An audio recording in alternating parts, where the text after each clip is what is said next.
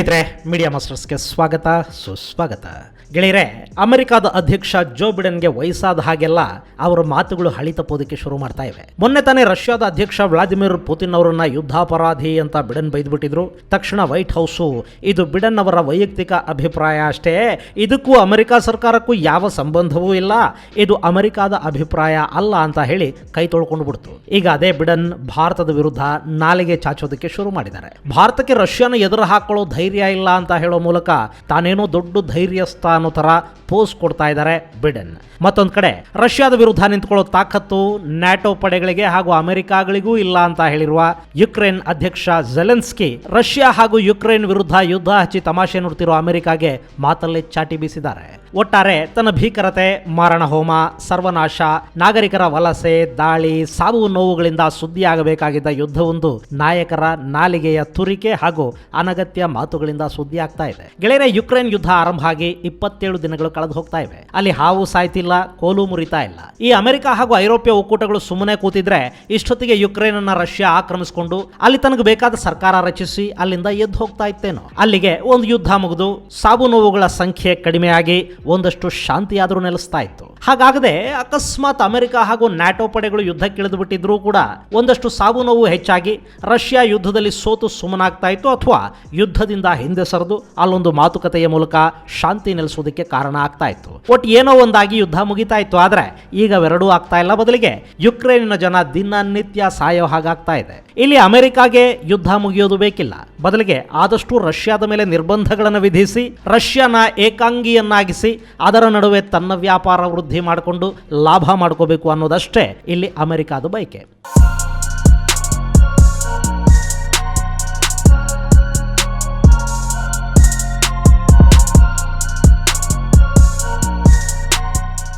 ಇಲ್ಲಿ ಗಮನಿಸಬೇಕಾದ ಅಂಶ ಅಂದರೆ, ರಷ್ಯಾ ಆರ್ಥಿಕವಾಗಿ ಅಮೆರಿಕಾಗಿಂತ ಎಷ್ಟೇ ಹಿಂದಿದ್ರೂ ಕೂಡ ಏಷ್ಯಾದಲ್ಲಿ ರಷ್ಯಾದ ಪ್ರಭಾವ ಕಡಿಮೆ ಏನಾಗಿಲ್ಲ. ಅಷ್ಟೇ ಅಲ್ಲ, ಐರೋಪ್ಯ ದೇಶಗಳಿಗೆ ಇಂಧನ ಸರಬರಾಜು ಮಾಡುವ ಅತಿ ದೊಡ್ಡ ದೇಶ ರಷ್ಯಾ.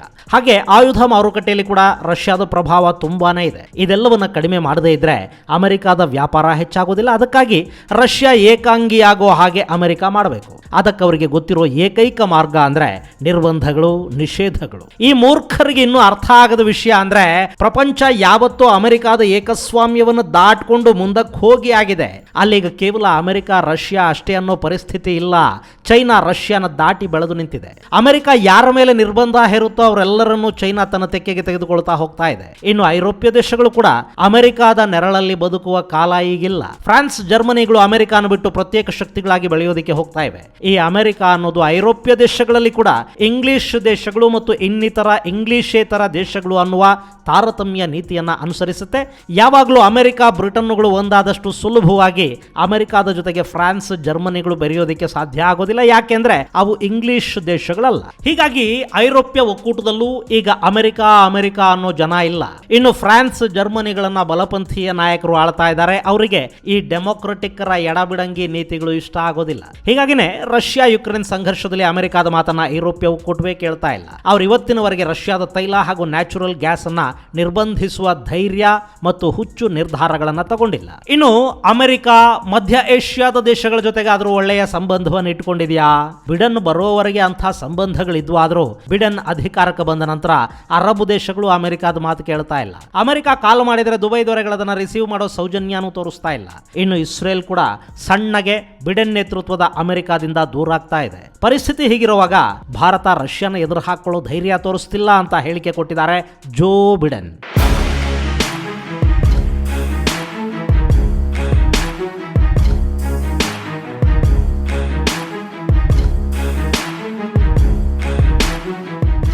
ಇಲ್ಲಿ ಭಾರತ ಯಾಕೆ ರಷ್ಯಾನ ಎದುರು ಹಾಕೋಬೇಕು? ರಷ್ಯಾನ ಎದುರು ಹಾಕೊಳ್ಳೋದು ಧೈರ್ಯ ಅಲ್ಲ, ಹುಚ್ಚುತನ ಅನ್ನಿಸ್ಕೊಳ್ಳುತ್ತೆ ಅಲ್ವಾ? ಯುಕ್ರೇನ್ ಏನು ಭಾರತದ ಪಕ್ಕದಲ್ಲಿದೆಯಾ?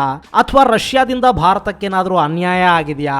ಹೋಗ್ಲಿ, ಈ ಐರೋಪ್ಯ ಒಕ್ಕೂಟ ಹಾಗೂ ಅಮೆರಿಕಾದಿಂದ ಭಾರತಕ್ಕೆ ಯಾವತ್ತಾದ್ರೂ ಅನುಕೂಲ, ಉಪಕಾರ, ಕಡೆಗೆ ಉಪಯೋಗ ಅಂತಾದ್ರೂ ಯಾವತ್ತಾದ್ರೂ ಏನಾದ್ರೂ ಆಗಿದೆಯಾ? ಯಾಕೆ ಭಾರತ ಅಮೆರಿಕಾದ ಪರ ನಿಂತು ರಷ್ಯಾನ ಎದುರು ಹಾಕೋಬೇಕು? ಮತ್ತು ಭಾರತ ಈ ಅಮೆರಿಕಾಗಾಗಿ ತನ್ನ ಹಿತಾಸಕ್ತಿಯನ್ನ ಬಲಿ ಕೊಟ್ಟು ತಾನೇಕೆ ಸಂಕಷ್ಟಕ್ಕೆ ಸಂಕಷ್ಟಕ್ಕೆ ಸಿಲುಕಬೇಕು.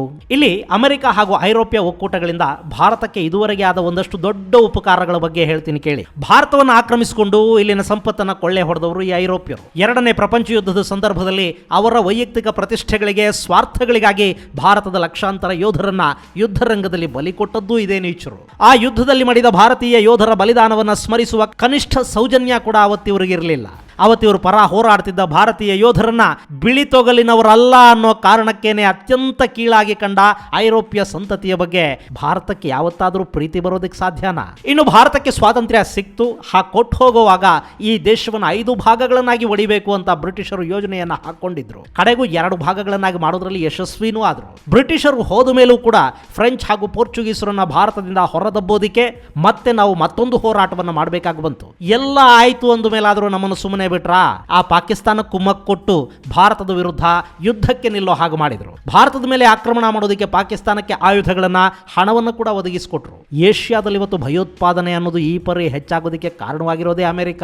ಆಫ್ಘನಿಸ್ತಾನದಲ್ಲಿನ ನಿರುದ್ಯೋಗಿ, ನಿರಕ್ಷರ ಯುವಕರ ಕೈಗೆ ಬಂದೂಕು ಕೊಟ್ಟು ಅವರನ್ನ ರಾಕ್ಷಸರನ್ನಾಗಿ ಮಾಡಿದ್ದು ಕೂಡ ಅಮೆರಿಕಾನೇ. ಇವತ್ತು ಸಿರಿಯಾ, ಯಮನ್ಗಳು ಯುದ್ಧಗ್ರಸ್ತವಾಗೋದಕ್ಕೆ, ಇರಾಕ್ ಐಸಿಸ್ ಕಾಟಕ್ಕೆ ತುತ್ತಾಗೋದಕ್ಕೆ, ಅಲ್ಲಿ ಕೆಲಸ ಇಲ್ಲದ ಭಯೋತ್ಪಾದಕರು ಕಾಶ್ಮೀರಕ್ಕೆ ನುಗ್ಗೋದಕ್ಕೆ ಇದೆಲ್ಲದಕ್ಕೂ ಕಾರಣವಾಗಿದ್ದು ಅಮೆರಿಕ. ಭಾರತದ ಪಕ್ಕದಲ್ಲಿ ಚೈನಾ ಅನ್ನೋ ಶತ್ರು ಈ ಮಟ್ಟಕ್ಕೆ ಬೆಳೆದು ನಿಲ್ಲೋದಕ್ಕೆ ಸಹಾಯ ಮಾಡಿದ್ದು ಕೂಡ ಅಮೆರಿಕಾನೇ. ಈಗ ಇವರೇ ಸಾಕಿದ ಎಲ್ಲಾ ಕ್ರಿಮಿಗಳು ಇವರನ್ನು ಮೀರಿ ಬೆಳೆದಿವೆ. ಅದಕ್ಕೆ ಅವುಗಳನ್ನು ಮಟ್ಟ ಹಾಕೋದಕ್ಕೆ ಭಾರತ ಬೇಕು. ಭಾರತದ ಕಡೆಗೆ ಅಮೆರಿಕ ಮುಖ ಮಾಡಿದೆ ಅಷ್ಟೇ. ಅವತ್ತಿಗೆ ಅಮೆರಿಕ ಭಾರತದ ವಿರುದ್ಧ ನಿಂತಿದ್ದಾಗ ಕಾರಣ ಏನೇ ಇರಲಿ ಭಾರತಕ್ಕೆ ಸಹಾಯ ಮಾಡಿದ್ದು ರಷ್ಯಾ. ವಿಶ್ವಸಂಸ್ಥೆಯ ಭದ್ರತಾ ಮಂಡಳಿಯಲ್ಲಿ ಅಮೆರಿಕ ಹಾಗೂ ಅದರ ಮಿತ್ರ ಪಡೆಗಳ ವಿರುದ್ಧ ಭಾರತದ ಪರ ವಿಟೋ ಚಲಾಯಿಸಿದ್ದು ರಷ್ಯಾ. ಭಾರತದ ಜೊತೆಗೆ ಇವತ್ತಿಗೂ ರಕ್ಷಣಾ ಒಪ್ಪಂದಗಳನ್ನು ಇಟ್ಟುಕೊಂಡಿರೋದು ರಷ್ಯಾ. ರಷ್ಯಾ ಭಾರತಕ್ಕೆ ಅನ್ಕಂಡೀಷನಲ್ ಸಪೋರ್ಟ್ ಮಾಡ್ತಾ ಬಂದಿದೆ. ರಷ್ಯಾದ ಆಯುಧಗಳನ್ನು ಯಾರ ವಿರುದ್ಧ ಬಳಸಬೇಕು, ಯಾರ ವಿರುದ್ಧ ಬಳಸಬಾರದು ಅನ್ನುವ ಯಾವ ನಿರ್ಬಂಧಗಳನ್ನು ಇದುವರೆಗೆ ರಷ್ಯಾ ಹೇರಿಲ್ಲ. ಇದೆಲ್ಲದಕ್ಕಿಂತ ಹೆಚ್ಚಾಗಿ ಅಮೆರಿಕಾಗಿಂತ ನಮಗೆ ಭೌಗೋಳಿಕವಾಗಿ ಕೂಡ ಹತ್ತಿರದಲ್ಲಿರುವುದು ರಷ್ಯಾನೇ. ನಾಳೆ ಭಾರತ ಮತ್ತು ಚೈನಾ ನಡುವೆ ಸಂಘರ್ಷ ಶುರುವಾದ್ರೆ ಅಮೆರಿಕ ನಮಗೊಂದಷ್ಟು ಆಯುಧಗಳನ್ನ ಮಾರಾಟ ಮಾಡಬಹುದು, ಚೈನಾ ಮೇಲೆ ಒಂದಷ್ಟು ನಿರ್ಬಂಧಗಳನ್ನ ವಿಧಿಸಬಹುದು. ಆದರೆ ತಕ್ಷಣಕ್ಕೆ ನಮ್ಮ ಸಹಾಯಕ್ಕೆ ಬರಬಹುದಾದ ಮತ್ತು ಯುದ್ಧ ಮುಂದುವರಿಯದ ಹಾಗೆ ತಡೆಯಬಹುದಾದ ದೇಶ ರಷ್ಯಾ ಮಾತ್ರ. ಯುದ್ಧ ಅನ್ನೋದು ಯಾವ ದೇಶಕ್ಕೂ ಒಳ್ಳೆಯದಲ್ಲ. ಇದು ಅಮೆರಿಕಾಗೆ ಗೊತ್ತಿರೋದ್ರಿಂದಲೇ ಅವರು ಜಗತ್ತಿನ ಬೇರೆ ಬೇರೆ ದೇಶಗಳು ಯುದ್ಧದಲ್ಲಿ ತೊಡಗಲಿ ಅಂತ ಬಯಸ್ತಾರೆ. 2ನೇ ವಿಶ್ವ ಯುದ್ಧದ ನಂತರ ಅಮೆರಿಕ ಯಾವುದೇ ಕಾರಣಕ್ಕೂ ತನ್ನ ದೇಶದ ಹೊಸ್ತಿಲಲ್ಲಿ ಯುದ್ಧ ನಡಿಬಾರದು ಅನ್ನೋ ನಿರ್ಧಾರವನ್ನು ತಗೊಂಡಿದೆ. ಅವರು ಯುದ್ಧ ಮಾಡಿಸ್ತಾರೆ ಅಷ್ಟೇ, ಮಾಡುವುದಿಲ್ಲ. ಯುದ್ಧಗಳನ್ನು ಮಾಡಿಸಿ ಅಲ್ಲಿ ಆಯುಧಗಳ ವ್ಯಾಪಾರ ಮಾಡ್ತಾರೆ, ಅದರಿಂದಲೂ ಲಾಭ ಮಾಡ್ಕೊಳ್ತಾ ಹೋಗ್ತಾರೆ. ಆದ್ರೆ ಇದೆಲ್ಲದರಿಂದ ಭಾರತಕ್ಕೇನು ಪ್ರಯೋಜನ ಹೇಳಿ?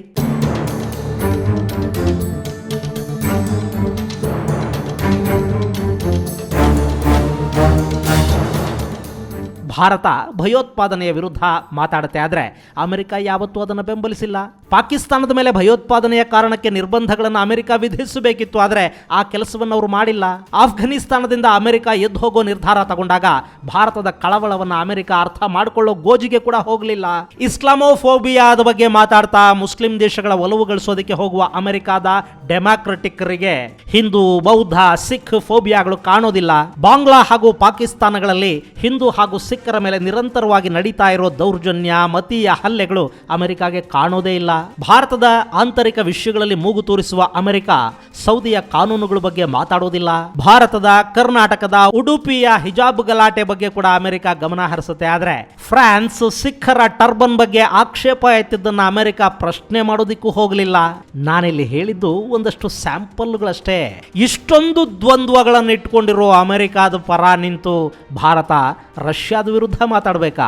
ಆಯ್ತಪ್ಪ, ಇಷ್ಟಕ್ಕೂ ಇಲ್ಲಿ ಅಮೆರಿಕಾದ ಪರ ನಿಂತು ಭಾರತ ಮಾಡಬೇಕಾಗಿರೋದಾದ್ರೂ ಏನು? ರಷ್ಯಾದ ವಿರುದ್ಧ ಹೇಳಿಕೆ ಕೊಡೋದು, ವಿಶ್ವಸಂಸ್ಥೆಯಲ್ಲಿ ಮತ ಚಲಾಯಿಸೋದು, ರಷ್ಯಾದಿಂದ ಯಾವ ವ್ಯಾಪಾರವನ್ನು ಮಾಡದೆ ಉಳಿಯೋದು, ಇಷ್ಟೇನಾ? ಇದರಿಂದ ಏನಾಗುತ್ತೆ? ವಿಶ್ವಸಂಸ್ಥೆಯ ಭದ್ರತಾ ಮಂಡಳಿಯಲ್ಲಿ ರಷ್ಯಾದ ವಿರುದ್ಧ ಯಾವ ದೇಶ ಮತ ಚಲಾಯಿಸಿದ್ರೂ ಏನೂ ಆಗೋದಿಲ್ಲ. ಯಾಕೆಂದ್ರೆ ರಷ್ಯಾಗಲ್ಲಿ ವೀಟೋ ಅಧಿಕಾರ ಇದೆ. ರಷ್ಯಾ ಭದ್ರತಾ ಮಂಡಳಿಯ ಕಾಯಂ ಸದಸ್ಯ ರಾಷ್ಟ್ರ ಅಲ್ಲ. ಈ ಅಮೆರಿಕ ಪ್ರಾಮಾಣಿಕವಾಗಿ ಭಾರತದ ಪರ ನಿಂತಿದ್ದಿದ್ರೆ ಈ ಭದ್ರತಾ ಮಂಡಳಿಯ ಕಾಯಂ ಸದಸ್ಯತ್ವ ಭಾರತಕ್ಕೂ ಸಿಗ್ತಾ ಇತ್ತಲ್ವಾ? ಭಾರತ ಜಗತ್ತಿನ ಅತಿ ದೊಡ್ಡ ಪ್ರಜಾಪ್ರಭುತ್ವ ರಾಷ್ಟ್ರ. ಅವರು ದಾಳಿಕೋರರ ಪರ ನಿಂತ್ಕೋಬಾರದು ಅಂತ ಹೇಳೋ ಅಮೆರಿಕಾಗೆ ಆ ಅತಿ ದೊಡ್ಡ ಪ್ರಜಾಪ್ರಭುತ್ವ ದೇಶ ಭದ್ರತಾ ಮಂಡಳಿಯ ಕಾಯಂ ಸದಸ್ಯ ದೇಶ ಆಗಬೇಕು ಅಂತ ಯಾಕನ್ನಿಸ್ಲಿಲ್ವೋ? ಹೋಗ್ಲಿ ಬಿಡಿ. 2ನೇ ಬೇಡಿಕೆ, ರಷ್ಯಾದ ಮೇಲೆ ಭಾರತ ನಿರ್ಬಂಧವನ್ನು ಹೇರಬೇಕು. ಸದ್ಯಕ್ಕೆ ಭಾರತ ಚೈನಾ ಜೊತೆಗೆ ಯಾವುದೇ ಕ್ಷಣದಲ್ಲೂ ಸಂಘರ್ಷಕ್ಕೆ ಇಳಿಯಬಹುದಾದ ಪರಿಸ್ಥಿತಿ ನಿರ್ಮಾಣ ಆದರೆ ಭಾರತಕ್ಕೂ ಬೇಕಾದ ಆಯುಧಗಳನ್ನ ಯಾರ ಅಮೆರಿಕ ಕೊಡುತ್ತಾ?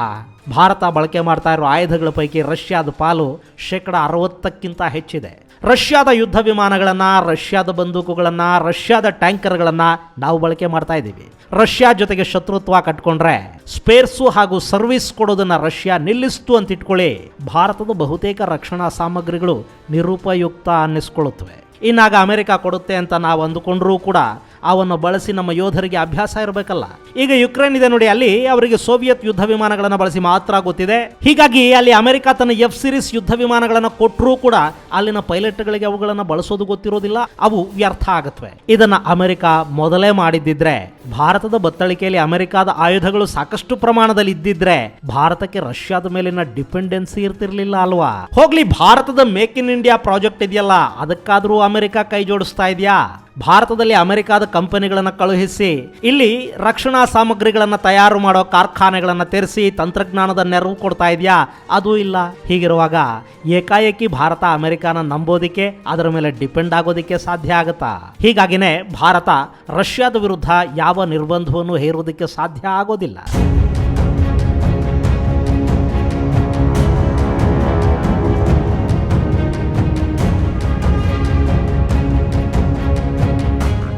ಇನ್ನು ವ್ಯಾಪಾರ, ಭಾರತಕ್ಕೆ ತೈಲ ಬೇಕು, ಅದನ್ನು ನಾವು ಅಮೆರಿಕಾದಿಂದಲೂ ಖರೀದಿ ಮಾಡ್ತಾ ಇದ್ದೀವಿ, ರಷ್ಯಾದಿಂದಲೂ ಖರೀದಿ ಮಾಡ್ತಾ ಇದ್ದೀವಿ. ಸದ್ಯಕ್ಕೆ ತೈಲದ ಬೆಲೆ ಹೆಚ್ಚಾಗ್ತಿರೋ ಸಂದರ್ಭದಲ್ಲಿ ಭಾರತಕ್ಕೆ ಯಾರು ಕಡಿಮೆ ಬೆಲೆಗೆ ತೈಲ ಕೊಡ್ತಾರೋ ಅವರಿಂದ ಖರೀದಿ ಮಾಡಬೇಕಾಗತ್ತೆ. ಈಗಾಗಲೇ ಇರಾನ್ ಜೊತೆ ತೈಲ ಖರೀದಿ ಮಾಡದೆ ಅಮೆರಿಕಾದ ಮಾತು ಕೇಳಿ ಭಾರತ ದೊಡ್ಡ ತಪ್ಪು ಮಾಡ್ಕೊಂಡಿದೆ. ಈಗ ಸಾಧ್ಯ ಆದ್ರೆ ಇರಾನ್ ಜೊತೆಗೂ ನಾವು ವ್ಯಾಪಾರವನ್ನು ಶುರು ಮಾಡಬೇಕು. ಯಾಕೆಂದ್ರೆ ನಮ್ಮ ಖಜಾನೆಯ ಮೇಲೆ ಬೀಳುವ ಆರ್ಥಿಕ ಹೊರೆಯನ್ನ ಅಮೆರಿಕ ತುಂಬಿಕೊಡೋದಿಲ್ಲ, ಬದಲಿಗೆ ನಾವೇ ಅದನ್ನ ಸರಿ ಮಾಡ್ಕೋಬೇಕು. ಪಾಕಿಸ್ತಾನದ ಥರ ಅಮೆರಿಕಾದ ಮುಂದೆ ಭಿಕ್ಷೆಗೆ ನಿಲ್ಲೋ ದೇಶ ಅಲ್ಲ ಭಾರತ.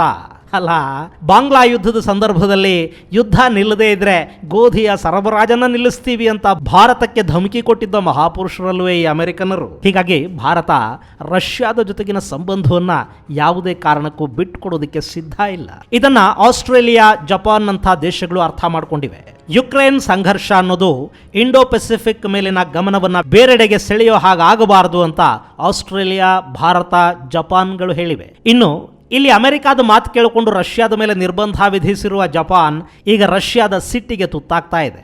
ಎರಡನೇ ವಿಶ್ವಯುದ್ಧದ ಸಂದರ್ಭದಲ್ಲಿ ರಷ್ಯಾ ಜಪಾನ್ಗೆ ಸೇರಿದ್ದ ಒಂದಷ್ಟು ದ್ವೀಪಗಳನ್ನು ಆಕ್ರಮಿಸಿಕೊಂಡಿತ್ತು. ಅದು ಇವತ್ತಿಗೂ ಕೂಡ ಎರಡು ದೇಶಗಳ ನಡುವೆ ವಿವಾದವಾಗಿ ಉಳ್ಕೊಂಡಿದೆ. ಇಲ್ಲಿ ಅಮೆರಿಕಾಗೆ ಜಪಾನ್ ಜೊತೆ ತುಂಬಾ ಸ್ನೇಹ ಇದೆಯಲ್ಲ, ಆದರೂ ಕೂಡ ರಷ್ಯಾದಿಂದ ಆ ದ್ವೀಪಗಳನ್ನು ಬಿಡಿಸಿಕೊಡೋದಕ್ಕೆ ಅಮೆರಿಕನ್ನರಿಗೆ ಸಾಧ್ಯ ಆಗಿಲ್ಲ.